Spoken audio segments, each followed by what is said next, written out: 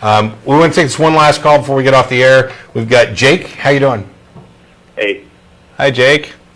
I was just looking at you guys talk about the sort of, dominionism idea of Christians taking over the country.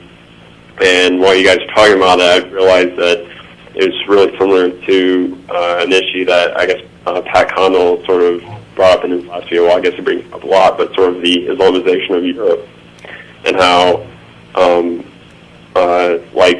just recently, the UN Human Rights Council had basically said that you can't criticize Islam, or, they use Islam as an example. You can't criticize any religion, but Islam is the only religion they actually mentioned. And then in April, I believe, they're doing another convention where they're going to try and actually, I guess I'm not really sure about how much power the UN has, but try to pass some kind of law or policy or whatever that says you can't criticize religion.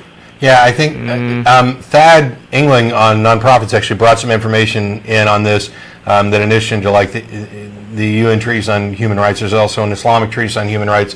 We were going to discuss it during yesterday's show and ran out of time. I think it's a topic that's worth hitting on both shows. That's because everybody was arguing against me. That's okay.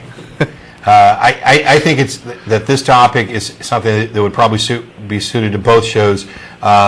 There are a lot of issues where, and I don't know that it's necessarily a rough equivalent to dominionism in that they're trying to take over, but there are changes being made by governments that are definitely showing deference to Islam. And extending probably greater protections and greater freedom to Muslims than to others in regard to special treatment. Yeah, and of course Christians have what P.Z. Myers calls fatwa envy, which is, if they act scary enough, then maybe people will refrain more from criticizing them too. That may be the case. Jake, I appreciate the call. We're almost out of time. I got to let you go. We're down to 1 minute. Okay. By the way, for those of you who didn't get through on the telephone today, you can send an email to tv@atheist-community.org.